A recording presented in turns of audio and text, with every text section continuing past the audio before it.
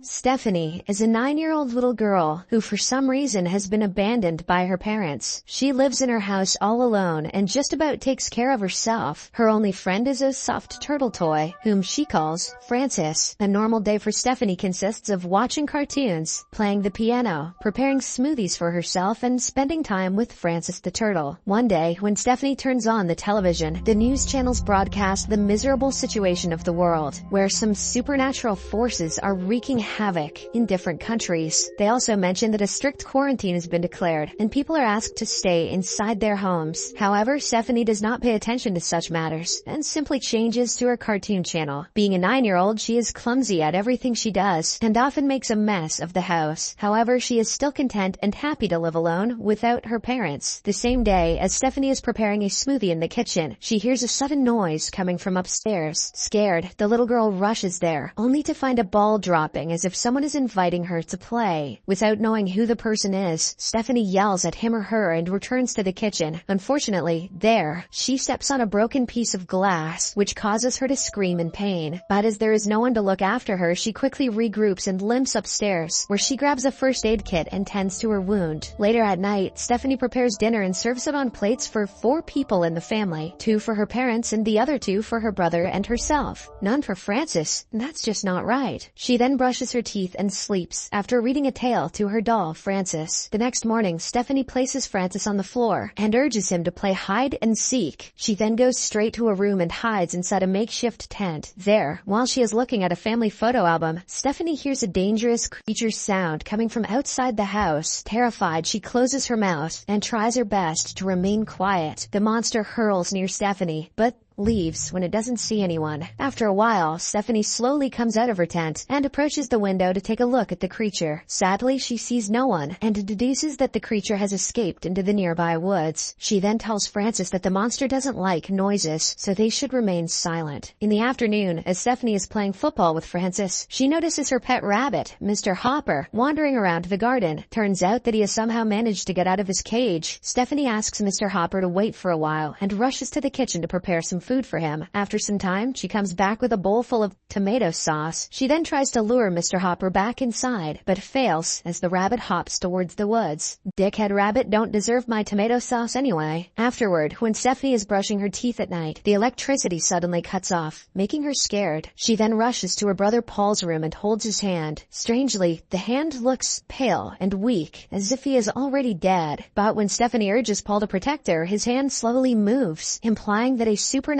force is controlling him now. At night, she hears a loud bang by the window, which scares the life out of her. Slowly and warily, she goes to check and finds blood all over the place. The little girl follows the trail and finds her pet rabbit, Mr. Hopper, badly injured and bleeding on the table. Enraged, she enters Paul's room and blames him for the rabbit's death and the departure of their parents. She then picks up a baseball bat and starts bashing his body, which is lying on the bed. Because of this, the cloth covering Paul's head slips, which reveals his decomposed face. The following night, it is raining and the power again cuts off. Stephanie goes to the basement to get some candles, and while there, she notices the washing machine shaking violently, like someone is trapped inside. Afraid, she runs straight to her makeshift tent and sleeps. Late at night, Stephanie hears someone opening the door. She walks downstairs to check it and sees water everywhere on the floor. She assumes that someone has managed to sneak inside the house. When lightning occurs, one can clearly see that someone is standing behind her back. I don't think I've ever described a jump scare like that before. Frightened, Stephanie goes to the bathroom and locks herself inside. The footsteps start approaching her, making her close her mouth in horror. But to her surprise, it's her parents, Eric and Jane, who have returned to visit her. After all this, the little girl reunites with her parents and sleeps with them. The next day, Jane changes her dress in front of Stephanie, assuming that she is sleeping. However, she is wrong. The little girl is awake and she stares at her mother from behind. Strangely, there are some dot-like scars on her mother's belly, which frightens Stephanie. Later, she notices her father carrying wooden blocks, trying to prepare a fence around the house. He claims that he is doing this to protect the house from the monster. Seeing this, Stephanie rushes to her brother's room, but does not find his corpse there. Without notifying anyone, she then walks into the woods in search of her brother. But to her dismay, she finds that her parents have already buried Paul near the backyard. Angry, the little girl frantically tries to dig out the body with her hands, but at the same time, she is called by her parents. When Stephanie returns parents' home, her mother Jane urges her to never step out of the fence without their permission. The little girl obliges, but expresses her desire to have Paul back in the house. The next morning, while having pancakes for breakfast, Stephanie asks her mom why she left her alone in the house. Jane replies that it was not her choice because they had assumed that Stephanie was also captured by the monster. Hearing this, the little girl tells her mother that the monster lives in the woods and will attack them whenever there is chaos or noise inside the house. She also mentions that one should remain silent and calm when the monster enters the house. Later at night, the dead body of Paul is brought back to the house through the window by an unseen force. Both the parents are sad to see this, as they had just buried him with heavy hearts. However, Stephanie reacts normally as if nothing had happened. During dinner, she asks Eric if the monster brought her brother back, and Eric confirms it. He also tells Stephanie that the monster is after her and will follow them wherever they go. In the next scene, Stephanie secretly enters her mother's room and finds numerous newspaper articles posted on a board, including little children like her committing heinous crimes. She goes through a book kept on the table and gets to know that Jane is actually trying to study brain surgery and its procedures. While she is looking through other posters, Jane rushes into the room, causing Stephanie to hide under the table. Jane looks worried, and when she looks at the brain pictures, she loses her temper and throws them away. Afterward, Stephanie can be seen chilling in the bathtub. When Eric approaches her, he tells her that the monster is not an external force, but only the result of her bad feelings. Hence, she needs to control herself and try not to let the negative feelings take over her. Stephanie politely agrees, but in return, asks her father why she was left alone. This makes Eric emotional, and he slowly whispers that he was afraid and had no idea what to do to save his family. At night, Stephanie walks downstairs and hears her parents discussing ways to keep her under control.